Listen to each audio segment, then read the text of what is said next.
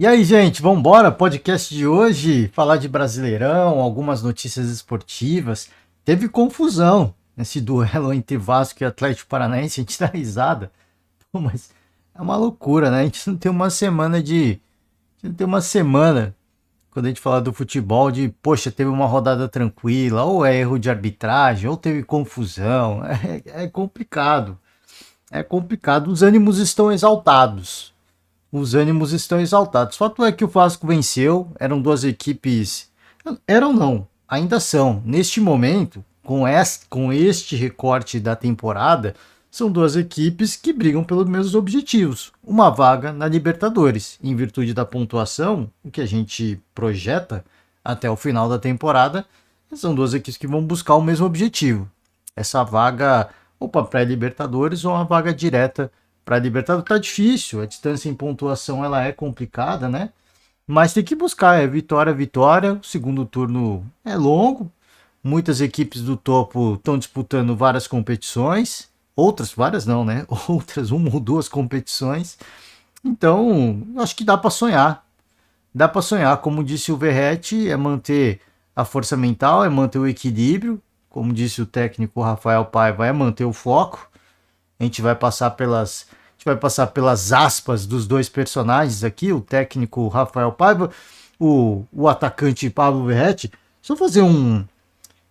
Como a gente está com o Verratti aí na capa, só fazer uma reflexão em relação ao Corinthians.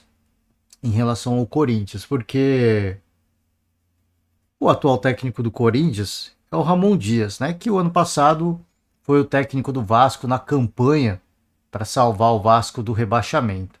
E aí, são duas coisas assim. Primeira coisa, a gente pode pensar, pô, o Ramon ajudou a salvar o Vasco. E ajudou de fato, fez parte da campanha, foi treinador. O Vasco teve seus bons momentos, seus maus momentos, sofreu um bocado, teve que jogar, teve que aguardar até a última rodada para aí sim, de fato, respirar e garantir a permanência na Série A. Então, assim, não foi uma grande campanha. Esse é o primeiro ponto. Assim, ajudou. É um cara que tem o aspecto da mobilização, que é importante para essas equipes que estão sem confiança. Quando você está na parte de baixo da tabela, é natural que a confiança ela vem e vai pela situação. Pô, jogamos bem, ainda mais na situação do último jogo do Corinthians. Não vou nem dizer que jogou bem, jogou melhor que Fortaleza, vai. Aí de repente os caras internamente pensam, pô, jogamos bem, caraca, perdemos de novo. E aí a confiança vai embora, aí vai, pega um jogo difícil, ganha.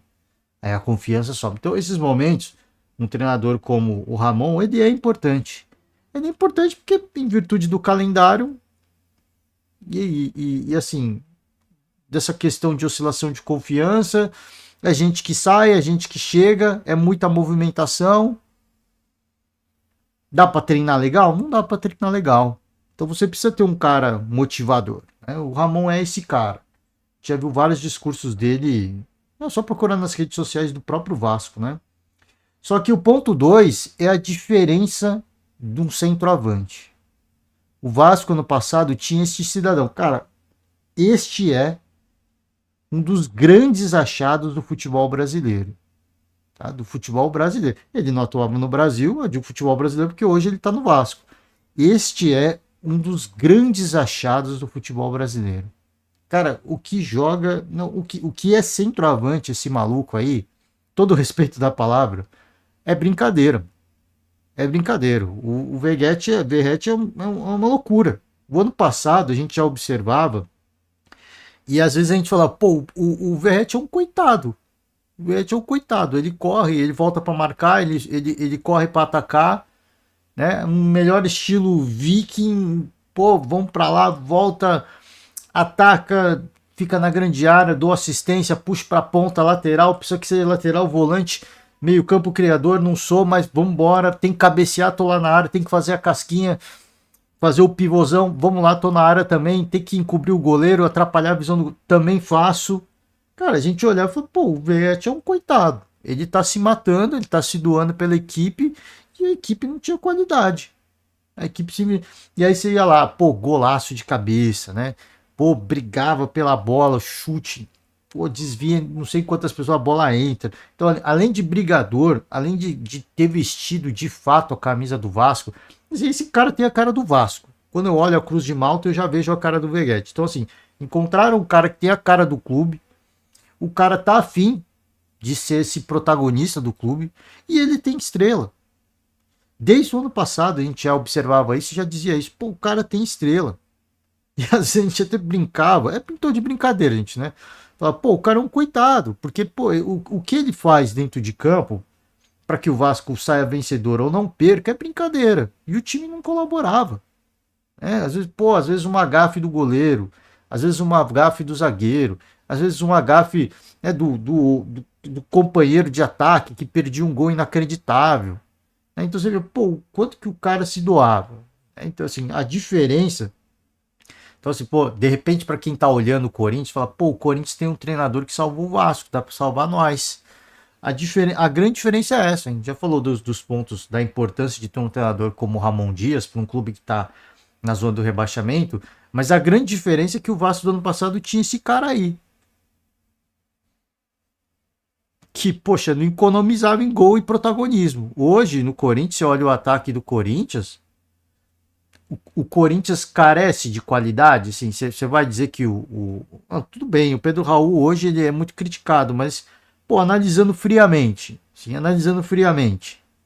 eu não acompanhei a carreira do Pedro Raul, mas vi um pouco dele do Vasco e agora no Corinthians. Ele perde muito gol. O cara que chega como centroavante, como ele chega para resolver. Mas assim, analisando friamente, ele é um bagrão, sim, ele é um cara, poxa, que não tem noção nenhuma de futebol? Não. Não, o Yuri Alberto já foi seleção brasileira, considerado um dos jogadores mais, um dos atacantes mais promissores do nosso futebol. Então você vai dizer que esses dois atacantes, esses dois centroavantes, é horrível? Não. Tecnicamente não. Agora sim, carece de confiança e carece de protagonismo. Hoje o que um clube como o Corinthians, na situação que se encontra, precisa é de um cara protagonista. E o Vasco sobra nisso aí, né?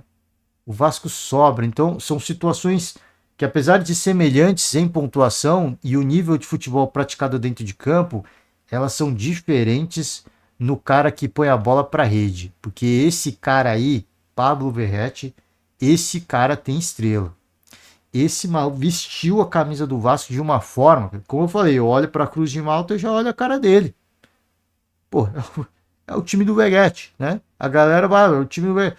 Pô, mas aí você tá me. Não, é que a galera vai na rua, olha e fala, pô, é o time do Verratti. Porque, mano, o cara se tornou e vem se consolidando cada vez mais é brincadeira, né? É uma loucura. Então, assim, dá para salvar o Corinthians? Dá, mas quando a gente fala de Ramon, salvou o Vasco e tal, existia uma situação, um cenário totalmente diferente. Totalmente diferente. Pô, ficou sem torcida por um tempo, porque a torcida foi lá, né? Teve a sua manifestação violenta, e aí não pôde jogar em São Januário, isso prejudicou demais. Então, assim, apesar das semelhanças em relação à pontuação, às crises, elas são diferentes em relação ao desenho, né? A como a história se desenrolou e como essa história teve um protagonista para o Vasco. E para o Corinthians, esse protagonista ainda não existe. Esse protagonista é um grupo de jogadores, tem alguns melhores, outros piores, tá devendo futebol, tá devendo muito futebol, mas não tem um protagonista. O Corinthians ainda não encontrou esse protagonista. E se não encontrar a tempo, não vai dar tempo. Aí, vamos embora, vamos? Já me delonguei demais essa reflexão. Tá aqui, ó. Vamos lá. A tabela do campeonato. Vasco da Gama, 8º colocado. A gente falava sobre isso ontem. De repente, o que acontecer nas competições, Copa do Brasil, Libertadores, né? De repente, o que acontecer, Sul-Americana, o G8 é uma situação muito simpática. Uma posição de tabela muito simpática, porque daqui para cima existe uma diferença de 6 pontos. Né? São pelo menos 2 rodadas para chegar lá. É muita coisa. Apesar do mau momento do Cruzeiro, você pensar nisso, é muita coisa para ser tirado. Então, lutar por essa 8ª colocação é uma situação interessante. Porque, pô, o Flamengo, o São Paulo, o Botafogo, o próprio Fortaleza, nessas equipes podem beliscar alguma coisinha, abre uma vaga a mais, opa, tamo no páreo. Tamo na Bahia também, né? Tamo no páreo, tamo na luta. Cruzeiro também. Então, todos esses, né? Todos esses estão em outros. Tirando o Palmeiras, né? Acho que de todos esses que estão no topo, o Palmeiras, para mim, deve lutar pelo título. O Fortaleza está em mais de uma frente. Botafogo, Flamengo, São Paulo, Bahia, Cruzeiro. Então, todos esses estão. Estar na oitava colocação é uma situação muito simpática nesse momento. Dá para buscar mais? Acho que dá para buscar mais. Dá para buscar mais, mas assim, é pouco a pouco, é passo a passo, é jogo a jogo. A situação do Atlético Paranaense aqui, né? Como eu falei, equipes que para mim lutam pelos mesmos objetivos neste recorte, neste momento do campeonato. Tá aqui as palavras do treinador. Diz que tem que pensar, e tem que pensar em Libertadores mesmo. Se você não pensar em Libertadores, assim, pensar em rebaixamento já tá fora de cogitação. Pensar em se manter na Série A já está fora de cogitação. Agora o foco, isso já está garantido. O foco é olhar para cima. Pô, já estamos numa situação que, dependendo do cenário, de como se desenhar as outras competições, a gente tem uma vaguinha na pré-Libertadores. Né? É um cenário interessante. Neste momento, sim. Neste momento, sim. É pouco a pouco. Dá para buscar uma vaga direta. Eu acho que tem que ter essa ambição. Mas é buscar. O futebol ainda não está consolidado. Sofreu um bocado. Né? Não é um negócio assim, pô, estamos sobrando muito, estamos jogando muita bola. Não, tem altos e baixos, como até as equipes que estão no topo. Tem altos e baixos. A gente tem conversado muito sobre esse assunto. Se pegar lá de trás, foram mais jogos em que sofremos gols no final. Internamente estamos tentando buscar um motivo. Acho que passa por mérito do adversário em alguns momentos. Passa por recuarmos demais. A gente conversou muito sobre isso. Hoje a nossa postura foi completamente diferente de tentar manter, de ficar alto, a torcida também vibrando o tempo todo. A gente precisa ter essa regularidade sempre. Nos próximos jogos, temos que mostrar essa regularidade para a gente parar de perder pontos importantes. Hoje estamos no G8 e poderíamos estar mais próximo ainda de uma Libertadores, mais longe do Z4. Estamos buscando essa evolução. Dá para buscar, tem que ter essa ambição, volto a repetir, tem que pensar passo a passo. Vacilou, como o próprio técnico destacou, vacilou em alguns jogos importantes. Só que esses embates, pô, vencemos uma equipe que neste momento briga pelos mesmos objetivos. Esses embates são os mais importantes. Pô, vencer o Atlético é tirar ponto deles. É manter uma distância em pontuação para o nosso objetivo. Eles estão buscando o mesmo. Então hoje não é uma vaga para Libertadores? Pode acontecer. Né? Pode acontecer. Depois o final da temporada é resultado de um trabalho. Se conseguir, se não conseguir, neste momento eu acho que dá para buscar. O Cruzeiro está jogando muito mais que o Vasco? Eu não diria. Jogou já muito melhor que o Vasco. O Bahia jogou muito mais que o Vasco. Hoje você diz que o Bahia joga mais que o Vasco? Eu não digo que o Bahia. Todos esses jogam mais que o Vasco. Todos esses jogam mais que o Vasco. Então, assim, pensar em G5 talvez é uma realidade distante? Talvez, mas assim, poxa, vão ter o São Paulo lutando por mais de uma competição. Vão ter o Flamengo lutando por mais de uma competição. Botafogo, Fortaleza também. De repente dá para beliscar uma coisa. Tá longe. São 10 pontos pro São Paulo. Mas é jogo a jogo, né? É jogo a jogo. É pensar, pô, é um passo de cada vez. Mas se pensar em Cruzeiro e Bahia, eu não acho uma loucura ter essa ambição. Tá distante? Tá distante. Não dá pra, pô, vamos projetar, não. O próximo jogo, a gente vê se consegue tirar um pouco. O próximo jogo, a gente vê se consegue tirar um pouco. É a mesma coisa, o que aconteceu com o Palmeiras no ano passado para buscar o título. Ah, não dá para pensar em título. A gente tem a nossa estatística, tem a nossa probabilidade. Mas se a gente for pensar na distância de pontuação, a gente vai ficar maluco. A gente vai ficar doido. Então é jogo a jogo. A distância, pô, vai caindo. Pô, tá caindo. Mas ainda assim, achar que dá para passar, a gente tem que sonhar, a gente tem que fazer a nossa parte. Mas é jogo a jogo. Senão a gente vai ficar ansioso. Caramba, cara, tem que chegar, tem que chegar. Não, é jogo a jogo. Pô, os caras consolidaram com bom futebol. Agora a gente também vai buscar com bom futebol. Se não bate aquela ansiedade, aquela pressão, aquele desespero de precisamos. Não. Um jogo, pô, baixou um pouco. Ou outra rodada, pô, baixou só um ponto. Aí chega na outra rodada, pô, não baixou nenhum. Por isso que fica nessa ansiedade, por isso que vai na paciência, vai na calma. Pô, parece improvável o título do Palmeiras do ano passado, pela distância em pontuação. Aí você chega, pô, uma rodada cai 2 pontos, na próxima já não cai nenhum. Aí na outra cai 3, na outra cai para mais 3, aí depois estaciona. Você fala, pô, caramba, não chega nunca. Aí você fica nesse desespero. O torcedor fica nessa vibe, nessa ansiedade. O time não pode cair nessa onda. Hoje, por exemplo, o Palmeiras tem 4 pontos pro Fortaleza. Dá para buscar? A gente sabe que o Palmeiras é um time muito frio por esse tipo de situação. Aí na próxima rodada, de repente, não cai nada. Aí o torcedor já fica, meu Deus. E lá dentro os caras têm que estar tranquilos. Pô, hoje não caiu, mas semana que vem pode cair um ponto. E depois cai mais um ponto. E depois cai mais um ponto. E assim vamos, né? E assim buscamos. Vamos lá. Atacante, centroavante, de ofício, né? Clássico. Vou pegar aqui as aspas do Veguete. Estamos trabalhando muito. Rafael e sua comissão técnica estão fazendo um trabalho muito importante. A gente sabe que a torcida pede reforços, mas estamos fazendo as coisas bem.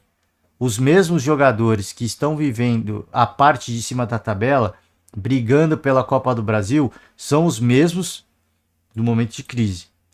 É questão de atitude. Quero ressaltar o trabalho que esse grupo está fazendo. É um grande trabalho. Temos que pensar no dia a dia. O brasileiro é muito difícil, uma liga muito competitiva, muito parelha. Não podemos relaxar. É isso, né? É isso, é manter o foco. Saber que, cara, outros adversários vão disputar outras coisas. A gente já duelou com muitos deles, todos eles, né? Que teve o primeiro turno. Sabemos das dificuldades. E é em virtude das dificuldades que a gente vai jogar. Aqui, o Nicão falando sobre a confusão. Deu uma confusão com o segurança do Vasco no pós-jogo. O jogo tinha acabado, a galera indo pro vestiário e deu uma confusão, né? Um empurrão daqui, soquinho de lá. Soquinho não, né? Soquinho de não. O segurança do Vasco queria lutar boxe. Você vê o replay do momento? Ele fazendo toda uma posição de boxe, né? Eu não sei o que ele tá fazendo ali. Não sei o que ele tá fazendo ali. Acho que cabe aí, Comitê Olímpico, dar uma olhada nesse atleta aí. Ele me parece muito afim de querer participar dos próximos Jogos Olímpicos. Me parece. Me parece. E o Vasco deveria financiar a carreira desse cara, né? Tava ali, né? Todo pose de boxe, né? Encarnou ali o Mike Tyson. Enfim, né? A gente faz a brincadeira aqui com muita. Com uma altíssima dose de ironia, porque isso não cabe. Isso aqui é futebol, né? Isso aqui é futebol. Aqui, ó. Começou dentro de campo. Tal de Roberto, segurança deles, conhecido como Betinho, fica a meu repúdio. Um cara totalmente despreparado para estar dentro deste ambiente. Veio para cima da gente para brigar. Por ser segurança, conhecer de luta, se acerta um soco, poderia manchar o nome do Vasco. Totalmente despreparado. Tive que abandonar a entrevista para ajudar meus companheiros. Mas é exatamente isso que falou o Nicão. Óbvio que eu não sei qual o tom da provocação, né? E aí, de repente, alguém esbarra ali, dá um empurrãozinho ali, dedo na cara para lá, né? Cusparada daqui, de lá, joga, arremessa alguma coisa, joga água, joga o isotônico, enfim, o cara cabeça esquenta e ele vai para cima. Eu não sei qual o contexto. Eu sei que, cara, é o que o Nicão falou. De um lado você tem um atleta, do outro você tem um maluco, um cidadão. Não vou usar maluco, que é uma palavra, né? É pejorativa. Você tem, eu digo maluco num tom de falar cara, né? Mas assim, vou parar, né? Senão vão interpretar de forma incorreta. E vem um cidadão que é segurança, que sabe brigar, né? Porque ele é segurança. Ele é segurança. Ele vai ter que, em virtude de alguma situação ou outra, apartar uma briga. Então ele tem que saber brigar. Ele não precisa brigar, ele tem que saber, porque de repente acontece uma confusão, ele precisa apartar. Então você tem de um lado um jogador de futebol que joga bola e de um outro um cara que sabe brigar, que sabe lutar. E esse cara, de forma desproporcional, vai para cima dos atletas. Ah, mas são vários contra um. Não interessa, gente. Não interessa. O futebol é sobre futebol. O futebol não é sobre árbitro, o futebol não é sobre segurança. O futebol é sobre jogador de futebol. É sobre futebol. Então, eu não sei o que o Vasco vai fazer, também não quero nem saber. Né? A gente já teve uma semana pesada e seguem aí os debates em relação ao questão do treinador do Palmeiras. Assim, já, essa semana para mim já deu de falar de confusão. A gente espera que. é, é, Como é que coíbe esse tipo de situação? Processo. Processo. Né? Vai lá, abre uma representação na CBF. Se de repente aconteceu alguma coisa, como eu falei, eu não tenho contexto. De repente um jogador do Atlético deu um soco, deu um pescotapa no cara, aí você fica sem ação. Então assim, pô, vão criticar o cara. Tá, mas o que aconteceu? O que levou a isso? Eu não sei, por isso que eu não vou julgar. A única coisa que eu julgo é isso que eu concordo com o que o Nicão falou. De um lado você tem um cara que sabe lutar. Muito provavelmente ele conhece algum tipo de arte de luta marcial. É desproporcional essa briga. Essa briga é desproporcional. Se ele acerta aquele soco que ele tenta dar em alguém, ele nocauteia o cidadão, né? Pode quebrar uma parte da face, quebra o nariz, o cara fica afastado do ambiente de trabalho, né? Porque o trabalho do jogador é jogar bola.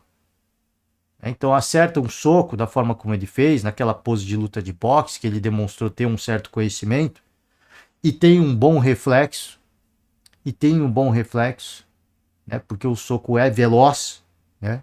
O soco é veloz. Quando o cara sabe lutar, você consegue ver. Quando o jogador vai pra luta, você vê que eles dão aquele soquinho no ar, mas é de um soco de um cara que é da briga das ruas.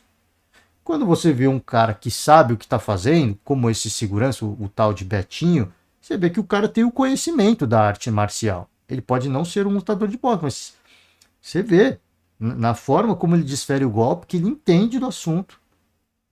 Então ele tem um certo conhecimento, é desproporcional. É nesse ponto que eu pego. Agora, tá errado. O Vasco tem que fazer alguma coisa.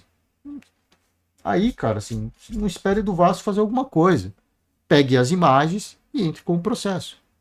É a mesma coisa. Ah, fulano foi mal educado ali. Treinador humilhou, jornalista lá. Deu confusão aqui. Torcedor arremessou objetos. Processo. É processo, gente. A única forma de você coibir qualquer tipo de manifestação violenta, seja ela de forma física, seja ela de forma verbal, é processo. Se for verbal, é assédio. Ou preconceito, é assédio ou alguma forma de preconceito. Processo.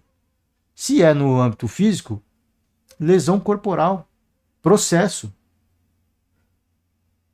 Simples, cara.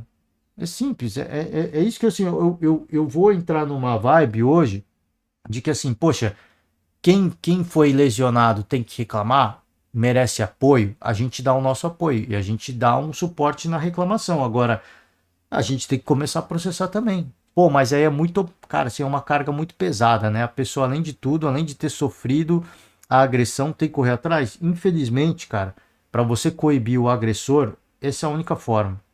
No Brasil é assim. Não se fala que, pô, para acabar com as brigas no estádio, a legislação esportiva tem que ser mais rígida, tem que pôr os caras na cadeia. Não é isso que a galera fala. Eu tenho meus argumentos em relação a isso, eu já falei, e a gente pode fazer um podcast falando sobre isso. Concordo que a legislação tem que ser muito mais rígida. Mas, cara, assim, já que as pessoas que podem fazer alguma coisa não fazem nada, né? A galera que debate, que discorre sobre as leis, o Ministério Público, já que ninguém faz nada, a pessoa, a entidade que foi lesada, poxa, entra com processo. Pô, mas vai demorar. Cara, não interessa. Enquanto o processo estiver no ar, o cidadão ali vai olhar e falar, cara, eu tenho que, né? Eu tenho que me conter. Eu posso até ganhar a causa, mas até este momento, se eu der outro estopim, se eu der outro motivo, se eu tentar desferir outro soco em outro jogador de uma outra equipe, falar, ó, isso aqui é recorrente. Este cara não pode estar ali. Este cara, ele é perigoso para a sociedade. Então o cara fica na dele, pelo menos. Pô, não vou viajar, né? Pô, prefiro não tá ali, vou ficar lá nos bastidores, vou ficar dentro do túnel do vestiário. Em campo eu não fico, porque né, preciso, tô me defendendo aqui e tal. É isso, cara. Ah, se vai ganhar, se não vai ganhar, se vai levar 5 anos, 10 anos. Enquanto o processo estiver aberto, o cara vai ficar com uma marca de, opa, se eu repetir a dose, talvez o juiz entenda que aquilo não foi um caso isolado, que aquilo é um caso de uma pessoa que precisa, né, que tem uma certa situação, um certo comportamento e que precisa ter esse comportamento punido. Então o cara vai ficar, né, mais na dele. Tem gente que não, tem gente que não tá nem aí. Mas talvez, como o futebol dá mais visibilidade, é uma grande vitrine, o cara falou, pô, agora a galera tá, né, a galera tá me vigiando. Agora eu preciso tomar cuidado. Então isso vale para todo mundo. Isso vale para jornalista que fala bobagem. Jornalista não, né? Tem jornalista que também fala. Isso vale para influencer que fala bobagem. Isso fala para jogador que fala bobagem. Para segurança nesse caso. Para diretor de futebol. Para treinador. Para membro de comissão. Isso vale para todo mundo. Porque se o jogador xinga o árbitro, o STJD, rapidinho pune o cara. Agora, quando acontece situações como essa, a gente vê pouca ação. Então, já que não tem ação, poxa, o que a gente vai fazer? Vamos entrar com um processo, reunir provas e entramos com um processo. Pô, mas vai ser custoso. Se a gente tem algumas coisas que às vezes custa caro mesmo, né? Para a gente mudar alguma coisa, às vezes custa caro. Né? Infelizmente, não deveria ser assim. Não deveria ser assim. Pô, prefiro não entrar nessa batalha. Eu respeito. Não tem problema. Eu não culpo quem de repente não queira entrar numa batalha jurídica. Eu não culpo, porque é um processo desgastante. Pô, cara, que dor de cabeça, né? É desgastante, tem que comparecer nas audiências, não pode faltar. Caramba, é melhor não. Mas aí é o que eu falo, cara, assim, aí fica numa situação de, poxa, vai acontecer de novo. Vai acontecer de novo, né? Porque não tem punição, né? Vambora, ó. Chances de título, o Botafogo ainda estatisticamente tem mais chances de título que o Fortaleza. Aqui, ó. O Botafogo tem 32,47% e o Fortaleza 31,33% de chances de título. A diferença é pequena, tá? Alguns parâmetros. Esse aqui, a estatística é interessante. Achei interessante esse gráfico. Quis trazer para vocês. Tá aqui, né? Aqui tem os quadrantes. Então, neste quadrante aqui, com base nos parâmetros estatísticos utilizados pelo espião estatístico do GE, sofre mais por partida do que a média e ataca menos por partida do que a média. Então, são equipes que sofrem mais e atacam menos. Sofrem mais e atacam menos. Então tá aqui, né? Algumas equipes estão na parte de baixo da tabela, algumas não, estão no meio da tabela. Aqui, sofre menos por partida do que a média, porém ataca menos. Então aqui sofre mais e ataca menos. Aqui sofre menos. Acho que sofrer aqui nesse caso é sofrer com situações de jogo, né? Risco de tomar gol. Então aqui tem algumas equipes, tem equipes do próprio topo da tabela, como o São Paulo.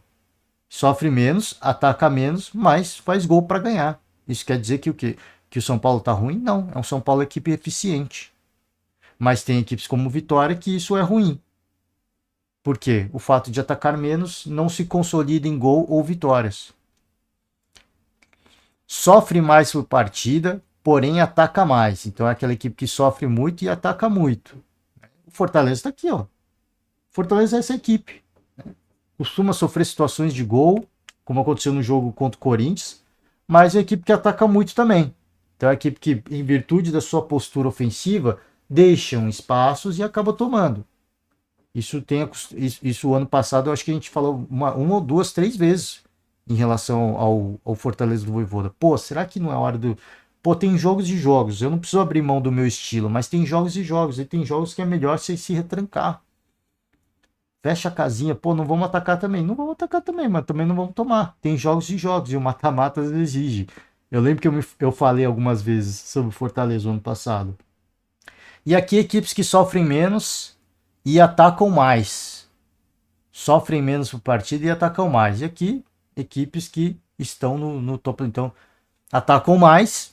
Isso naturalmente, né? Água mole em pedra dura, tanto bate aqui. Isso naturalmente acaba se convertendo em gols.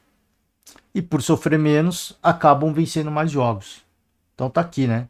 O Palmeiras, curiosamente, acho que é a equipe que mais média de expectativa de gol. Não é média de gols, é de expectativa. Então, de repente, o Palmeiras é um dos times mais ineficientes do campeonato. Porque criam uma equipe que cria muitas situações de jogo, mas isso não necessariamente é revertido em gol. E aqui a gente pode até pegar os gols pró. O Palmeiras tem 36, o Flamengo tem 38, o Botafogo tem 41. Então você vê, desses três, o Palmeiras tem menos gols, mas é a equipe com mais chances de marcar gol. Então é uma equipe que, em relação aos outros, é um pouquinho menos eficiente. E é uma distância considerável, né? Então o Palmeiras ataca muito, cria muitas situações, mas não marca tantos gols quanto o Flamengo e como o Botafogo. E nessa relação de sofrer e criar e atacar, o Palmeiras é a melhor equipe. Então, quando a gente fala, pô, o Palmeiras tem uma chance importante e relevante de ser campeão, tem. Tem muito, até porque agora, dessas equipes que estão no topo, é o único que disputa apenas o Campeonato Brasileiro. As chances de título, 32, 32, 47, 31, 33. Ah, por que o Fortaleza tem menos? Gente, é parâmetro estatístico. Tá? É parâmetro estatístico. Considera o primeiro turno, uma série de situações. Tem aqui todos os critérios. Se você achar que, né, tem alguma coisa errada, no final sempre tem os critérios, né? Flamengo, Palmeiras, aí São Paulo já um pouco menos. Cruzeiro, Bahia, Internacional. Já vai caindo um pouco o cenário, né? Chances de título tá aqui, né? Evolução desde a 20ª rodada. Você vê que o Botafogo subiu, manteve uma certa estabilidade, o Fortaleza só cresceu, não por isso lidera o campeonato. O Flamengo teve uma queda importante. O Palmeiras também caiu um pouquinho, ficou numa média e agora está numa crescente de novo. O São Paulo subiu e caiu um pouco, agora está subindo de novo. O Cruzeiro só caiu. O Bahia teve um crescimento e agora está caindo. Então você vê que tem aqui, o Vasco está estabilizado, por exemplo. Então você vê que as chances de título são consideradas. Ó, o Botafogo mantém, talvez, se a gente for pensar em regularidade, o Botafogo é a equipe mais regular. Junto com o Palmeiras também teve uma queda relevante aqui, mas você vê que o gráfico tem mais área, né, das duas equipes. São as equipes que tem mais regularidade, né, do campeonato hoje. Bom, vamos embora, vamos seguir aqui para a gente finalizar o podcast de hoje. Corinthians, os conselheiros entraram com um pedido de impeachment contra o presidente Augusto Melo.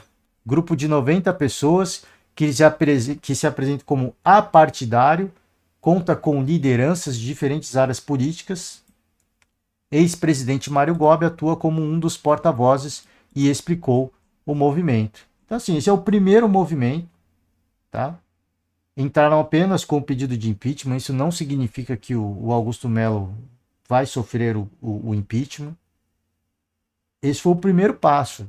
Já se deliberava muito sobre protocolar o pedido de impeachment, e aí você primeiro delibera, depois precisa de uma série de apoiadores que vão comprar a ideia do movimento, e aí sim eles entram com pedido de protocolar, né? Protocolar a etapa, essa etapa burocrática para dar início, que é necessária, né? Eu digo burocrática, mas é necessária. Senão qualquer um ia sofrer impeachment a qualquer hora. O Movimento Reconstrução nada mais é do que uma ação apartidária que reúne conselheiros independentes de diversos grupos que sim têm opiniões diferentes sobre vários temas, mas sabem que nesse momento é preciso deixar essas diferenças de lado e focar no bem maior, que é o Corinthians. O Corinthians está no limite, não suporta mais todo esse desmando, toda essa confusão e falta de gestão. É preciso organizá-lo quanto antes, seja para o clube parar de sangrar, seja para o nosso time dar a resposta no campo e saia da situação no Campeonato Brasileiro que aflige a todos nós. Tá aqui, né? Vamos ver, cara, vamos ver. A gente já falou muito sobre isso. Falei da questão do Augusto Melo. Não acho um cara preparado para o cargo, mas essa é a minha opinião. Falei que, poxa, ele deveria pedir para sair, mas ele não fará. Se é o caminho correto ele sofrer o impeachment, eu não sei. Eu não sei. Que de repente entra um outro. A gestão do Willian foi boa? Não foi. A gestão Augusto Melo, eu não sei. Eu vou saber depois da primeira temporada, quando sair o balancete financeiro do ano que vem. Mas em termos políticos, em termos policiais também, me parece uma gestão muito ruim. Ah, não, se bem que as questões policiais tem da gestão do Augusto Melo, né, do contrato da Vaidbet, mas teve também da gestão do Ilho, né, da questão do PCC lá, tem um legado da gestão do Ilho. Então, nessa tempestade, né, de crises e mais crises que está o Augusto Melo.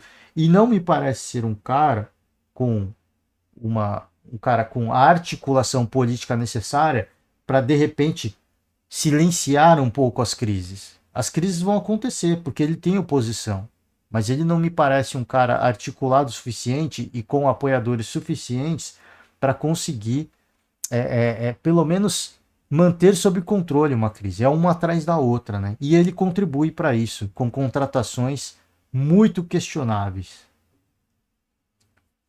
Repetindo, não sei se é melhor ele sair ou não. Eu disse que, assim, em virtude de algumas coisas que aconteceram, inclusive aquela reunião de cúpula com membros de organizada, eu disse, esse cara não pode ser treinador do Corinthians. Porque ele não deve satisfação à torcida organizada. Ele deve satisfação à grande massa que é a torcida corintiana. Não é um ou dois torcedores. Não é uma ou outra torcida organizada. É uma massa gigantesca de milhões de torcedores. E outra, né, mostrando informações confidenciais, o Corinthians é um, assim, é o quê agora? Né? Ele é o presidente. Se ele é o presidente, está dando satisfação para membros de torcida organizada, desculpa, ele para mim não está preparado. E naquela altura, sigo com a mesma opinião, ele não está preparado para ser presidente do Corinthians. Ele não pode ser presidente do Corinthians. Agora, sim, em termos políticos, administrativos, é melhor ele sair ou é melhor continuar e de repente ter apoiadores, pessoas mais experientes ao seu redor? Eu não sei. Eu não sei. Isso só o tempo vai dizer.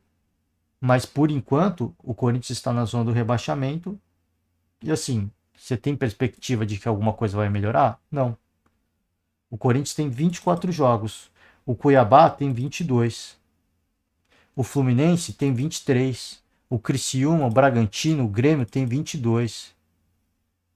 Então, todas essas equipes que estão à frente do Corinthians, que estão fora da zona do rebaixamento, têm jogos a menos. O Corinthians já tem 24. E nem igualdade de pontos está com o Fluminense. Então, você tem a perspectiva de que algo vai melhorar? Nesse momento ainda não. E como eu abri o podcast falando, o Vasco do Ramon tinha esse cara aqui. O Corinthians não tem hoje um atacante como ele. É isso, tá, gente? Vou encerrando o podcast de hoje. Me delonguei demais. Era para ser curto, mas a gente, né, sempre ultrapassa.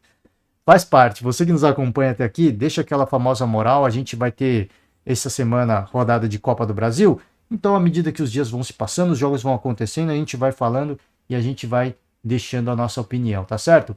Muito obrigado. Ótima terça-feira para todo mundo. Um forte abraço e amanhã estamos de volta. Tchau.